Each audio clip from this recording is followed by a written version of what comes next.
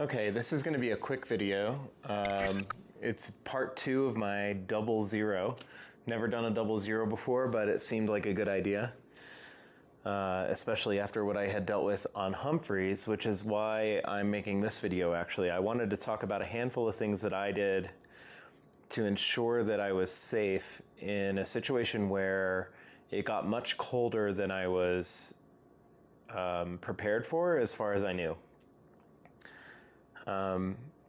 So just to give you a heads up, I hike in these pants and a lightweight sun hoodie from Outdoor Research and Outdoor Research gloves, again, very lightweight. And on Humphreys, I ended up hiking for about an hour and a half through rain and hail. And hail, of course, are little ice balls. So they fell into the water and made the water become ice water because, you know, ice and water. So I ended up getting fully drenched with ice water to the point where by the time I was setting up camp, my hands were very cold. I was losing some dexterity in my fingers. Dealing with clasps on my bags was a little bit difficult, that sort of thing. So obviously I had to get warm quickly, and I was starting to shiver, which is one of the earliest signs of just being way too cold. So here's what I did. So there were two phases. There was how I got warm at night and how I stayed warm in the morning, because at night, the most important thing for me to do was set up my shelter, set up my insulation, get dry clothing on, and warm up my core body temperature. So I set up my tent, which is here, just sort of airing out right now. And I immediately put down my Gossamer Gear pad here. This is a 1/8 inch pad. It is just enough to give you some measure of insulation. You can actually tell the difference between that and the ground, in my experience.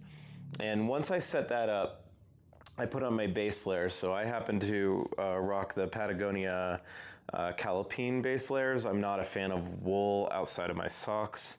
It just doesn't feel good on my skin. But I got these on, and a puffy. And then here's the thing is, I'm doing the Arizona Trail at a time when I thought it would be really warm. So this is my quilt. It's an Enlightened Equipment 50-degree quilt. 50 degrees, but the temperature at that point was 34, feels like 34 at the point when I set up camp.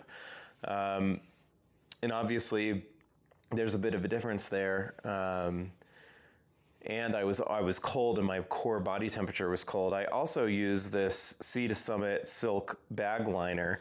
Now, for instance, at the bottom of the Grand Canyon, I used only this to sleep in.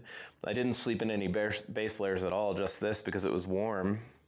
But what I did on Humphreys is I combined all of these insulation, my base layers, and a puffy jacket from Montbell, my Sea Summit bag liner, my Enlightened Equipment sleeping bag, and then I also put on a hat and a gaiter since my head was wet and my hair was wet. And that was what I was able to use in order to stay to get dry and to start to get warm. And in addition to that, I started eating food because I wanted to stimulate my digestive system and really start to build up some heat that way. In the morning, I had to put on my cold and wet hiking gear again. And believe me when I tell you, it was very cold and still very wet. The thing that I did that I think really helped is I added my Farpoint Alpha Tech hoodie. And I kept my gaiter on, my neck gaiter on, in order to keep my neck warm. And that really helped me warm up as I started hiking. So really, movement and exercise obviously will help your core body temperature get better, but at the end of the night, if you're already cold, you obviously need to insulate, and things like eating and putting on dry clothing and staying dry are really going to help. So Basically, even though I packed a 50-degree quilt, the lightest one that I could really find, I have enough layering systems that I was able to stay warm in very close to freezing temperatures, including when I was wet and my core body temperature was much lower than it should be.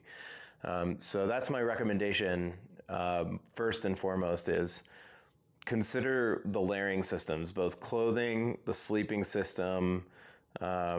Both of those things together can really maybe save your life, help you really stay safe in unexpected conditions. So tomorrow morning, I'm going to get back out on the trail. I'm heading south toward Pine. I'm pretty excited about it, and I think it's going to be a good time.